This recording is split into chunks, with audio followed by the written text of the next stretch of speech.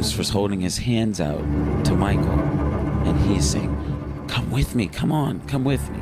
He's a liar, he's a deceiver. Talking, pointing at Jesus. You can't trust him, come with me. This wasn't supposed to happen. I mean, I watched Jesus mourn when Lucifer left because they were friends. So Lucifer, was a beautiful covering, cherub, and his design, before the fall was to really minister to God. He walked upon the stones of fire. It was a beautiful place. And not only did he craft music, but he built places of worship.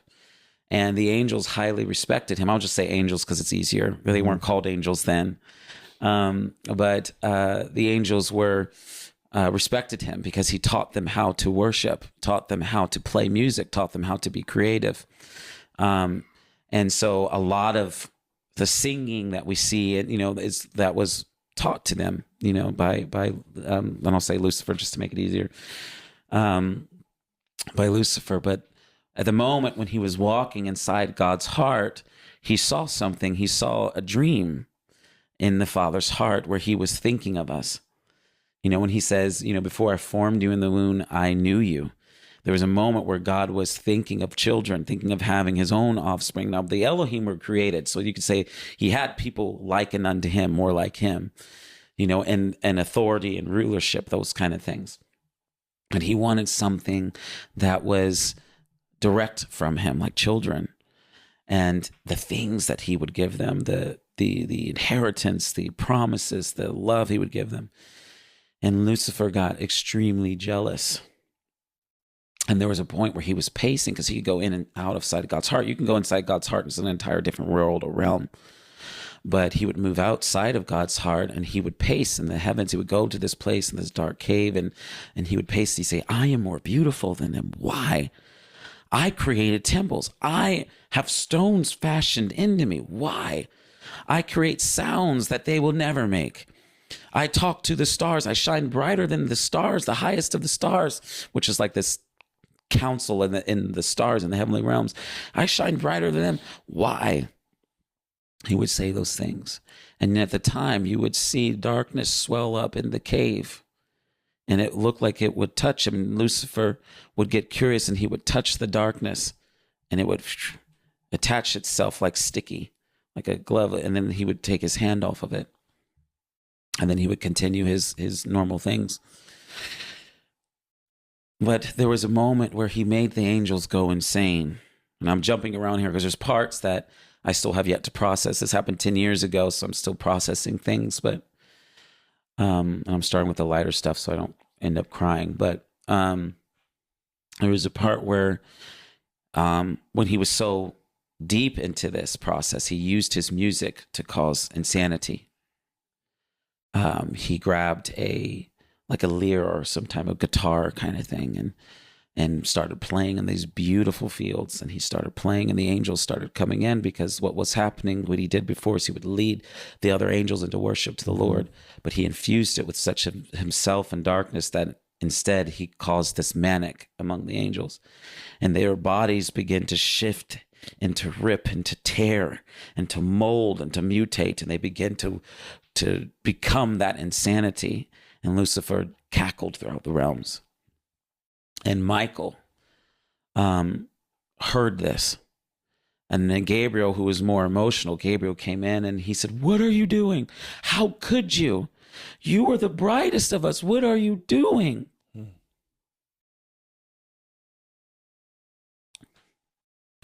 Why would you do that? What are you doing? And Michael said, he was angry and he said, you can't be one of us. There was this exchange between them. I hate you. I can't stand you, because there was this darkness that was coming in. The angels were being manipulated by it. Mm-hmm. And then you could see it coming up. And I'm looking around and I said, where is Jesus during this time? Where is he? Because he's not up there just like, I don't know what's going on. He's not aloof. Yeah, to what's going on. And then he started to say, towards the end of this exchange, and Jesus comes in and he begins to judge, what's happening. And the angels are going crazy because the wars that happened, it was an extended period of time. It wasn't just this one and done kind of thing, but the wars that ended up happening amongst the heavens with other spiritual beings. So that's how he got his armies and things, is that he went and tried to deceive other spiritual beings.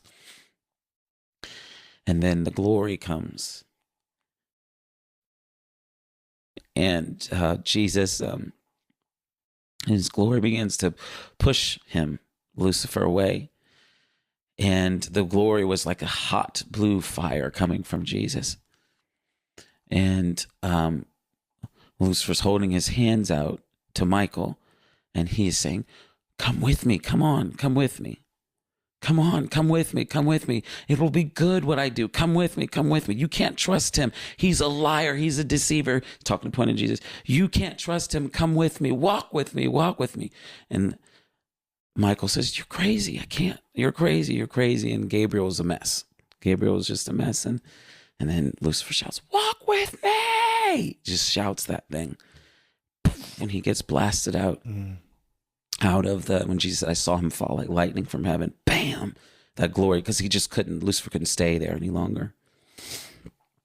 And the rift opens up, and then the angels are falling through. Some of them are weeping, and brothers and sisters of the angels who were connected left. There was this great separation. There was a great mourning going on during that time, because imagine like your sibling deciding to leave, and you were devastated by that, and Lucifer's falling, and I got caught up in the rift to fall, meaning like I wasn't in a good spot at that time.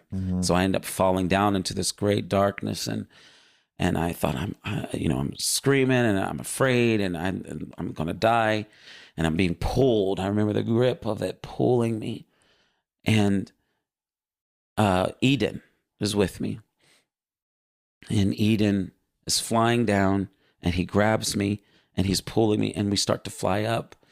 And then the darkness kept pulling us down, and then he looks back at me, he says, look up, Micah. If you look up, I can make it to the top, make it up back into the heavenly realms, because the darkness was pulling, and angels were falling, boom, boom, past me, like light, falling past me. And so I'm looking up, and Eden is flying up, and we make it to the top, and I'm saved during that time. And I see the brokenness, and Gabriel's spirit is broken. And Jesus is holding Gabriel's face because he needs to be healed. The angels need to be healed. Because of that break, that separation.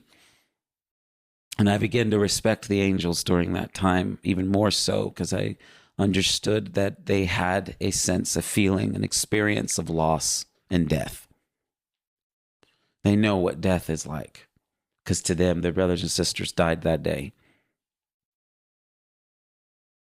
But watching Lucifer cry out to Michael, saying, come with me. And Michael said, you're crazy. I can't. No, I can't. No. And so Michael has a real indignation against Lucifer because of that. He's very angry at him for that. And that's why he chose to take the sword. And there were other wars and battles that went on during that time where they had to get the morning star from Lucifer. Lucifer left with the morning star. Now Jesus took it, and he's going to give it to us. Which is why Michael's wings are... I read that. Yeah.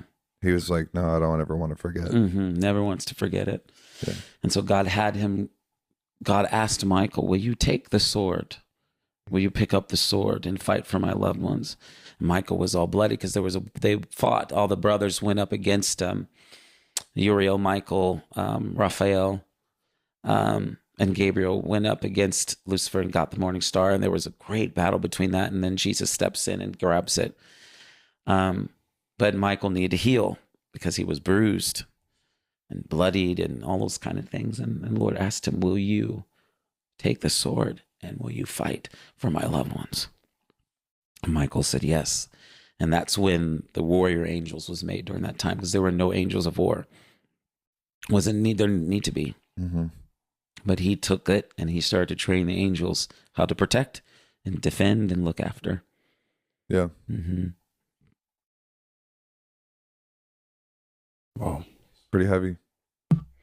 Yeah, when people say, you know, it was an event where God's like, yay. I mean, I watched Jesus mourn when Lucifer left because they were friends. They knew each other. God created, he knew him. He created him beautifully, and the plans for him was amazing.